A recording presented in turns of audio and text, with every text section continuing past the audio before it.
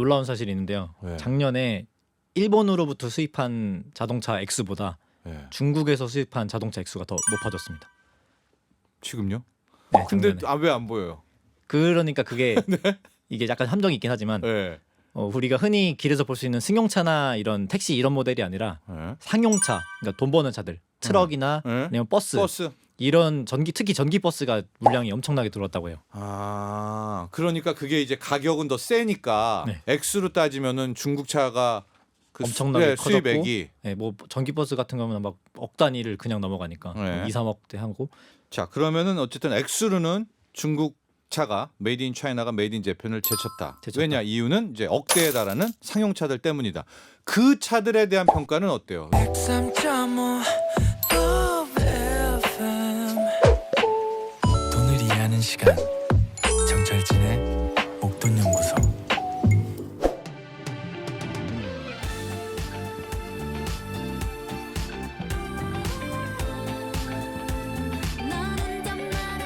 목돈연구소 2023년의 신규 사업부 탈 것에 대한 모든 이야기를 합니다. 목돈 모빌리티 사업부 모토그래프 권지용 기자와 함께합니다. 안녕하십니까? 안녕하세요. 네, 우리 뜨고 있는 권드래곤 기자, 모토그래프의 권지용 기자. 나날이 우리 지금 목돈 모빌리티 사업부에 대한 주목도와 인기와 관심이 높아지고 있고요. 지난주 자율주행에 대해서 이야기를 했는데 정말 많은 사연들이 왔습니다. 이경아님, 매일 고속도로 출퇴근하는 남편은 좋아합니다. 남편은 좋아해요. 근데 이경아님은 이제 안 쓰신다 이런 거겠죠? 김금림님, 저도 옵션은 있는데 아날로그 고집해서 운전할 때 옵션을 다 사용하는 신랑이 옆에서 늘 잔소리를 해서 싸웁니다. 윤혜라님, 자동 발렛 너무 좋은데요. 조성원님, 테슬라 자율주행 중 차선 변경할 때 100km 뒤에 엄청난 과속 차량도 반응을 할 수 있나요? 자율주행에 불신이 좀 있어서. 그러니까 바꿀 때 막 뒤에서 왕 오는 인식하나요? 인식을 하긴 하는데 뭐 진짜 말 그대로 초과속은 좀 위험할 수도 있을 것 같아요. 네. 이게 어느 정도 카메라로 보고 나서 판단을 하는데 네. 카메라 범위 밖에 있다가 갑자기 튀어나오면 이거 그렇죠. 위험할 수도 있는데 예. 그건 이제 일단은 1차적으로는 그분의 잘못이기 때문에 그래도 조심할 필요가 있습니다. 어디까지나 그렇죠. 예. 보조 기능이기 때문에. 네. 성향이 좀 있을까요? 이 옵션을 사용하는 사람과 귀찮아서 그냥 다 아날로그로 이것만 하는 사람과 좀 있죠. 있습니다. 네. 저희 부모님만 해도 차량에 그런 보조 기능이 있는데 네. 일절 사용 안 하시고요. 저도 일절 사용하거든요. 사장님도. 권드래곤 기자, 우리 권지영 기자는요? 저는 이제 기자니까. 네, 기자니까 뭐 직업 특성상 그 파악을 하기 위해서 꼭 네. 체험을 해보는 편이지만 제 차에선 또 있는데 안 쓰죠. 저도. 음. 저는 운전하는 걸 좋아하기 때문에. 약간 그것과 MBTI와 연관을 좀 해보면 아닌가? 이 성향들이 아마 좋아하지 않을까요? 네. 그러니까요. 왜 감성 이성 그렇죠? F와 뭔가 F와 T인가? 네. 예. T들은 좋아할 것 같고요. 네. F들은 그냥 하던 대로. 네. 그러게요. 진짜 한물간 이야기인데 옛날에 후진할 때 이렇게 뭐 연애할 때 남성분들이 이렇게 뒤로 이렇게 딱 잡고 뒤를 바라보면서 후진하는 거에 매력 느꼈다. 이거 완전 옛날 얘기죠. 이거는 진짜 이제는 다 그거 모니터 카메라로 하거나 아예 하니까 이제 그것도 완전히 사라진 옛날 사람이 돼버렸고요. 자, 오늘 모빌리티의 주인공 주제가 차이나입니다. 중국차 이야기인데요. 지금 중국차 관련해서 깜짝깜짝할 뉴스들이 계속 나오고 있고요. 보통 우리가 3대 자동차 수출국 하면 독일, 일본 혹은 일본, 독일, 한국이잖아요. 한국. 네. 일본, 독일, 한국. 왜냐하면 뭐 미국, 멕시코 등등이 있지만 여기는 이제 좀 제3국으로 많이 보내는 게 있어요. 하니까 메이저급에서는 그렇게 세 개를 꼽았는데 우리를 중국이. 아웃시켰죠. 중국이. 여기 중국이 들어가 버렸습니다. 이게 어찌된 일인가요? 일단 작년에 중국이 311만 대를 팔았는데 이게 어느 정도냐면요. 우리나라가 한 260만 대를 팔았고 네. 그 260만 대 수준이었던 때 중국이 한 100만 대 정도 팔았거든요. 네. 근데 작년에만 100만 대가 넘게 뛰어버려서 네. 그러니까 한 1년에 100만 대를 더 팔아서 네. 지금 300만 대 거의 1위인 일본을 넘어설 수준으로 지금 엄청난 성장세를 보이고 있습니다. 그렇습니다. 여기에서 이런 또 반론하시겠죠. 중국은 그 내수 인구들 많아서인데 아닙니다. 지금 우리가 말하는 거는 수출입니다. 수출. 그러니까 다소화하고도 300만 대를 지금 판 겁니다. 수출을 한 거예요. 이건 무슨 뭡니까? 근데 테슬라에 대한 뭐 이야기 이건 또 뭐예요? 일단은 이 엄청난 성장 배경에 친환경차가 섞여 있죠. 전기차. 네. 늘 나오는 전기차. 네. 전기차랑 이제 중국이 신에너지 차라고 해서 전기차, 플러그인 하이브리드 그리고 수소연료 전기차 이렇게 세 개를 묶어가지고 친환경 신에너지 차라고 부르거든요. 네. 이 차들의 수출 물량이 엄청나게 뛰어다는 겁니다. 작년에만 2배 넘게 물량이 늘었고요. 예. 그런데 테슬라가 수출 물량 왜 중국 수출 물량에 테슬라가 잡혀요?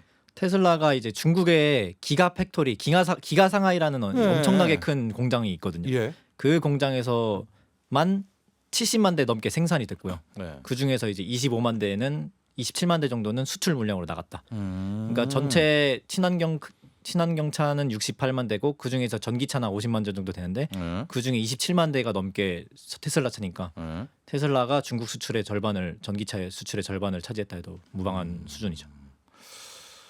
자, 근데 항상 우리가 그 영화 기생충에서도 기세가 중요하다라는 이야기 있지 않습니까? 이런 건 추세가 중요한데 이런 식으로 중국이 치고 나가 버리면은 추세는 좀 지속되겠어요? 일단 중국 이 성장세? 그동안 중국이 약간 좀 내수에 좀 치중돼가지고 네. 자기들이 만들어서 자기들이 소화하는 이런 뉘앙스가 많았는데 예. 점점 전기차 시장으로 가면서 좀 가세가 기운다고 하죠. 예. 점점 해외로 수출을 그렇죠. 좀 많이 하고 예. 상품성도 확실히 견줄 만큼 예, 좋아졌고 새가 커지는 겁니다. 오히려 새가 기울지 커지고 않고요. 있어가지고. 예, 새가 좀 커지고 있는데 우리나라에서도요. 우리나라 시민, 우리나라 국민분들도 중국 차를 사고 있다. 맞아요? 이게 놀라운 사실이 있는데요. 네. 작년에 일본으로부터 수입한 자동차 X보다 예. 중국에서 수입한 자동차 X가 더 높아졌습니다. 지금요? 네, 근데 작년에. 왜 안 보여요? 그러니까 그게 이게 약간 함정이 있긴 하지만 예. 우리가 흔히 길에서 볼 수 있는 승용차나 이런 택시 이런 모델이 아니라 예. 상용차, 그러니까 돈 버는 차들, 트럭이나 예. 아니면 버스 이런 특히 전기 버스가 물량이 엄청나게 들어왔다고 해요. 아, 그러니까 그게 이제 가격은 더 세니까 네. 액수로 따지면은 중국 차가 그 엄청나게 커졌고 수입액이 네, 뭐 전기 버스 같은 거면 막 억 단위를 그냥 넘어가니까 네. 2, 3억대 하고 그리고 또 가뜩이나 일본 차 같은 경우는 네. 자기들이 이제 좀 약해졌죠. 네. 특히나 노재팬 운동이 네. 몇 년 전에 되게 심했잖아요. 그때 예를 들어서 카메라라든가 뭐 게임기 같은 경우는 막 대체재가 많아서 대체재가 거의 없기 때문에 아직까지 생존을 하고 있는데 네. 자동차는 대체재가 많잖아요. 뭐 네. 유럽차도 있고 국산차도 있고 네. 이러다 보니까 거의 직격탄을 맞은 업종 중에 하나라 네. 자기들이 힘을 못 쓰고 있고 실제로 판매량도 많이 줄었고요. 네. 우리나라에서 제일 많이 팔리는 일본 브랜드가 렉서스인데 렉서스 같은 경우가 작년에 7,600대로 한 20% 정도 감소한 판매량을 보였습니다. 자, 그러면은 어쨌든 액수로는 중국 차가 메이드 인 차이나가 메이드 인 재팬을 제쳤다. 왜냐? 이유는 이제 억대에 달하는 상용차들 때문이다. 그 차들에 대한 평가는 어때요? 중국산 저 막 전기버스 막 그런 것들은 뭐랍니까? 전문가들은요. 일단은 저희 입장이 아니라 이 실제로 버스를 운영하시는 운수업자분들의 입장을 들어보면은 싸서 좋다 일단. 네, 그리고요. 근데 이거는 안전인데 그리고 일본 싸서 좋다. 오케이. 네, 싸서 좋다. 왜냐면은 우리나라에서 대표적으로 이제 현대자동차에서 일렉시티라는 그 시내버스급 전기 버스가 있는데 네. 그 차가 한 3억 정도 하거든요. 근데 여기서 보조금 어떻게 받고 하면은 뭐 1억 중후반까지 가격이 내려가는데 중국 전기 버스는 이제 시작 가격이 2억이고 네. 보조금 받으면은 1억 초반까지 내려가니까 네. 이제 거의 8천만 원 뭐 차이가 수천만 원 나니까. 정도 차이가 네. 나다 보니까 이런 세이브 되는 게 꽤 많다. 네. 그런 게 해서 제일 좋아하시고요. 성능이나 내구성 이런 건 어떨까요? 이게 아무래도 전기 버스다 보니까 그 만약에 내연기관차였으면은 뭐 엔진 관리나 이런 게 어려운데 유지 보수가 어려운데 네. 전기차는 그냥 전기 모터랑 배터리만 관리해주면은 네. 편하니까 네. 유지 보수도 편하다, 싸다 네. 여러모로 이제 좀 장점이 많으니까 좀 많이 구매하시는 느낌이 있습니다. 그러니까 이게 엔진으로 가면 막 그 어마어마한 독일의 노하우 뭐 이런 게 그죠. 있는데 전기차는 그냥 배터리가 다죠? 2차 전지가 다 해 먹는 거죠? 2차 전지가 거의 다 해먹고 네. 모터는 이제 거두고 딱 이러니까 너무 쉬워진 거죠 관리가. 그 틈을 중국차가 먼저 이제 치고 왔고 네. 거긴 어쨌든 뭐 인건비나 등등으로 해서 저가 생산이 가능하니까 좋습니다. 그럼 이제 버스 상용차로 해서 중국차의 이제 공격이 시작이 됐습니다. 그 다음 라운드. 그러나 우리 국민들의 바라보는 시선은 아직도 중국차 이런 거에 대한 이제 선입견이 있는 것 아니겠습니까? 우리 권드래곤 기자가 보기에는 이제 추후 승용 차 어쨌든 이 시장에서도 한번 붙어야 될 거 아니에요? 여기도 이제 중국도 우리를 공략하러 올 것 네네. 같고 어떻게 보세요? 한번 이 중국 차들 거의 전기차일 것 같은데 승부가 될 것 같습니까? 승용차 시장에서도? 일단 그보다 앞서 이제 이 상용차에서 얘네가 왜 우승을 했는지 네. 우승은 아니지만 이제 잘 나가고 있는지 보면은 지금요. 브랜드 가치를 일단 안 따져도 되거든요. 예를 네. 들어서 저기 네. 시내버스가 오는데 저거 중국 버스야. 나 저거 안 탈래. 이러시는 분 거의 없잖아요. 네. 그러니까 그런 브랜드 가치가 없으니까 거기서 되게 강세를 보이는 거고 네. 이제 우리가 개인이 구매하면 이제 달라지죠 얘기가. 분명히 중국 차니까 뭔가 약간 좀 덜 좀 싸구려울 것 같아. 약간 이런 느낌도 있고 좀 못 믿겠어 이런 것도 많은데 이제 제가 좀 종합해서 취재를 해보니까 네. 충분히 따라왔다. 상품성은. 와. 옛날에는 엔진 아까도 말씀드렸다시피 엔진에 대한 이런 노하우나 네. 이런 게 음. 우리나라나 아니면 유럽 차들은 꽤 오랜 시간 만들어 왔고 잘 만들었잖아요. 네. 근데 내연기관차는 그거를 좀 못하는 편이었는데 중국 차들이 네. 전기차로 오니까 만들기도 어느 정도 좀 쉬워졌고 또 그렇고 단가도 자기들이 가격도 할 수 있죠. 가격을 뭐. 엄청나게 유리하게 하나 보니까 네. 왜냐하면은 배터리가 제일 비싼데 네. 거기서 나오는 원자재 같은 게 광산들을 또 갖고 있잖아요. 중국에 다 있잖아요. 리튬부터 그러니까 코발트부터. 가격을 엄청나게 줄일 수 있고 네. 거기다가 또 걔네가 원래 작은 차들을 잘 만들다 보니까 그러니까 작은 차를 싸게 만드는 이런 수준에 와서 이제 물량으로 계속 찍어내고 네.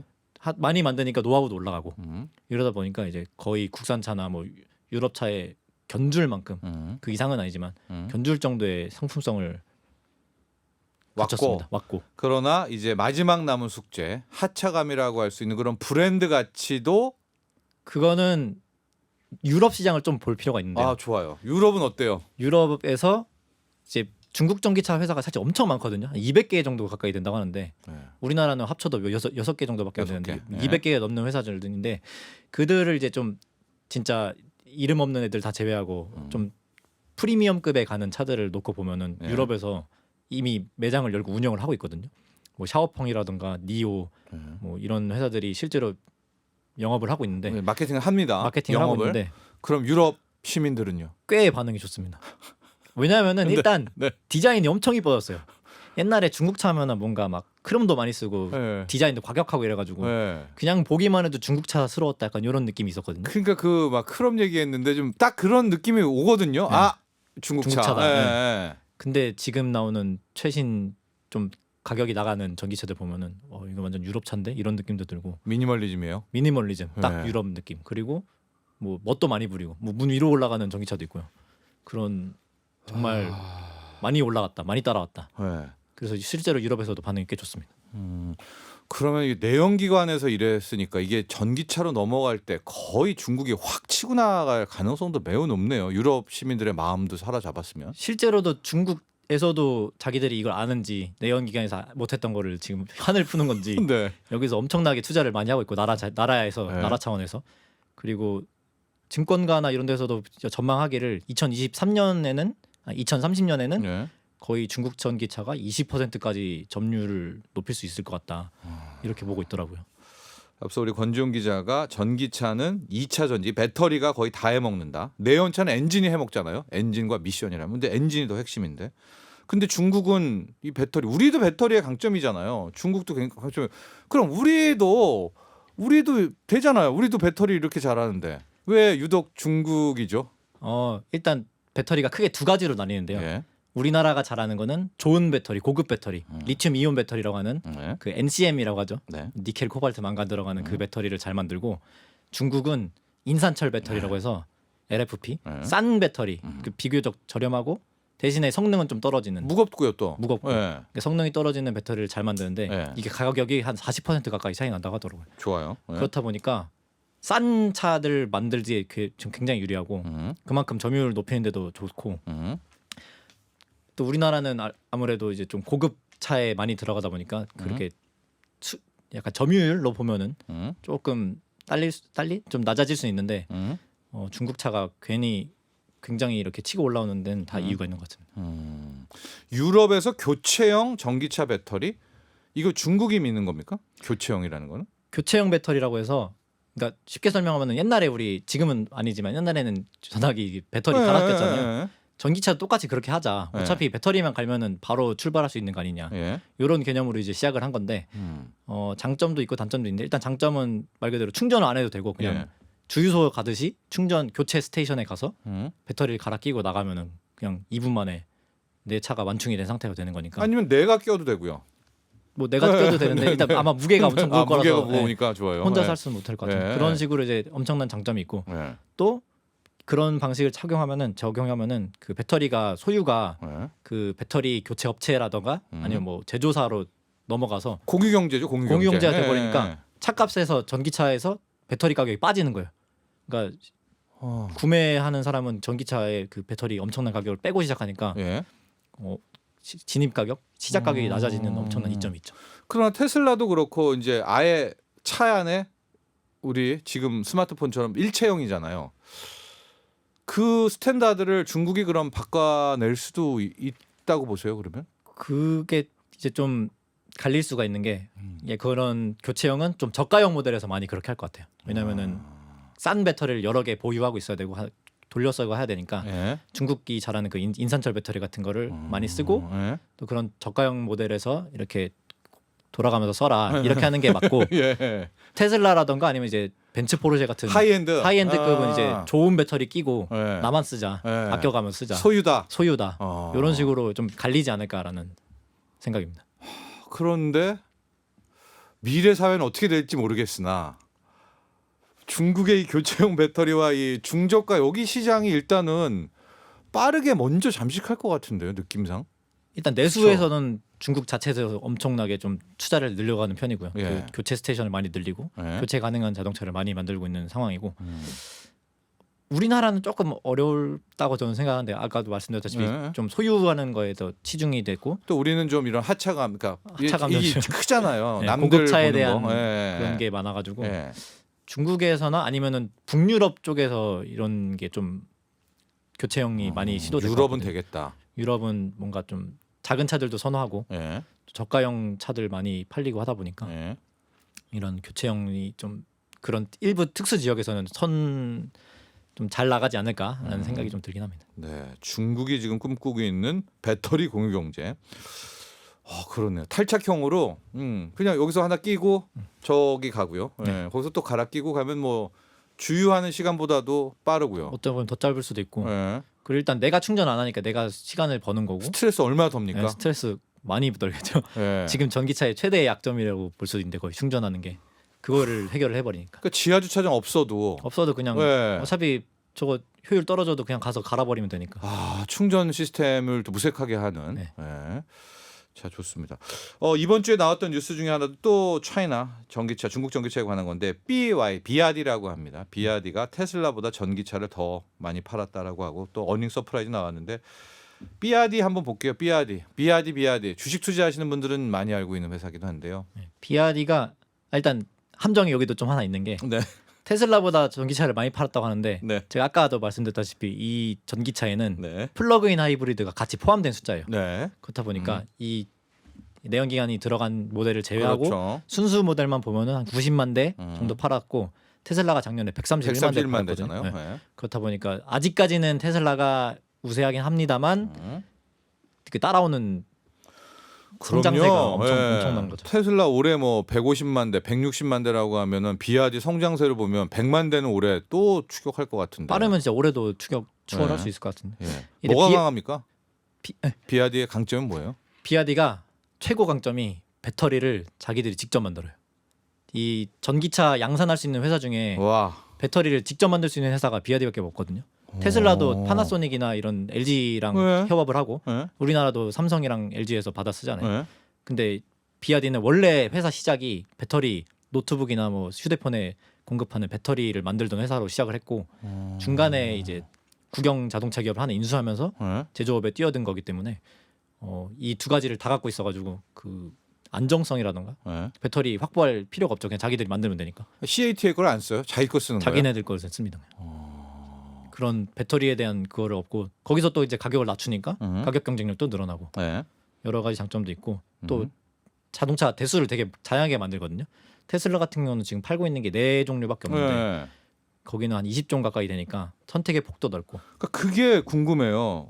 왜 이렇게 그 다양하고 아기자기한 그런 게 막 만들어요? 그게 비용 절감이 안 될 것 같다는 생각이 얼핏 드는데. 비용 절감에는 불리한 면이 있죠. 아무래도 네, 좀 다 라인도 품종이니까. 많고. 네. 네. 근데 일단 제가 봤을 때는 일단 선택의 폭이 넓어지는 게 일단 고객의 입장에서는 좀 좋은 것 같고 그리고 뭐 경쟁 모델이 다양하게 치고 들어와도 네. 또 약간 다양한 바리에이션을 통해서 다양한 라인업을 통해서 거기에 또 대비할 수도 있고 뭐 네. 이런 좀 선택의 폭이 넓어지는 게 저는 가장 큰 장점이라고 보긴 합니다. 자, 그런데요. 이렇게 주장할 수도 있습니다. 독일이 그동안 내연 기관을 지키느라 안 뛰어든 거지. 이 친구들이 뛰어든다. 그럼 판도도 다시 바뀌고 뭐 차이나 전기차 오히려 전통의 강호들이 이건 어떻게 바라보세요? 일단은 이거는 제 관점이긴 합니다만 네, 우리 그러니까 권지용 기자 관점. 독일 차들이 못해서 지금 이렇게 하는 건 같진 않고 지금 140년 넘게 만들어 온 엔진이 네. 아깝잖아요. 아깝죠. 그리고 당장 뭐 보기만 해도 내연기관차 훨씬 많이 팔리는데 네. 이거를 지금 버리고 전기차에 올인을 한다? 이거는 좀 아닌 것 같다고 판단하는 것 같아요. 네. 그래서 일단 좀 지켜보다가 네. 어차피 전기차 시장은 장거리 싸움이다. 단 이 10년 안에 끝날 싸움이 아니다. 네. 우리는 길게 보고 네. 가나가 이제 방향이 있으면 그쪽으로 좀 틀지 않을까 이런 생각인 것 같아요. 그럼 벤츠의 한 밀실, BMW의 한 저쪽 안쪽 숲속 연구소에서는 지금 하고 있죠. 엄청나게 전기차 하고 만들고 있죠 여기도. 투자를 엄청나게 하고 있겠죠. 네. 그런데 이 내연 기관이 아까우니까 이미 그리고 아직도 잘 팔리고 있으니까 네. 거기서 돈을 벌어서 이제 전기차에 투자를 하는 거죠. 그러니까 중국 전기차도 아직은 모르는 거네요. 지금 막 치고 나가고 승승장구하지만. 승승장구하고 있지만 얘네 이 기업들이 만만한 애들이 아니잖아요. 네. 놀진 않을 거다. 네. 하고 일본 도요타도 뭐 지금 무너졌네, 도요타 왕국 깨졌네 하지만 거기도 지금 어디에선가 깊은 삶속 산소에 하고 있죠. 도요타도 약간 독일이랑 비슷한 것 같아요. 하이브리드가 엄청 잘 팔리잖아요. 네. 미국에서 승용차 부문에서는 아직도 일본 차가 제일 많이 팔리는데. 라라랜드에 보면은 뭐죠 그 프리우스? 네, 그게 쭉 다 프리우스잖아요. 다 맞아요. 프리우스. 예. 그러니까 그렇게 잘 나가는데 예. 갑자기 이거 포기는 아니지만 이제 갑자기 이렇게 전기차로 휙 트는 게 얘들이 볼 때는 아닌 것 같다고 생각하는 것 같고 네. 대신에 또 얘는 현금이 많으니까 언제든 장전하고 있다가 네. 필요하면 빡 쏴버려서. 그럼에도 불구하고 이제 또 전기차의 가격이나 경쟁하면 여기서도 또 중국이 유리한 자리에 있겠고요. 네. 아직까지 이렇게 빨리 치고 나오는 건 잘하고 있는 것 같아요, 중국이. 네. 오늘 이 시간에는 너무나도 큰 이걸 우리가 평가도 못할 수도 있겠어요. 이 차이나 전기차, 중국 전기차에 대한 이야기 나눠봤습니다. 감사합니다. 감사합니다. 자, 목돈 모빌리티 사업부 모토그래프 권지용 기자와 함께했습니다. 본 방송은 투자 판단을 위한 조언일 뿐 투자 결정과 결과에 대한 책임은 투자자 개인에게 있음을 알려드립니다. 정철진의 목돈 연구소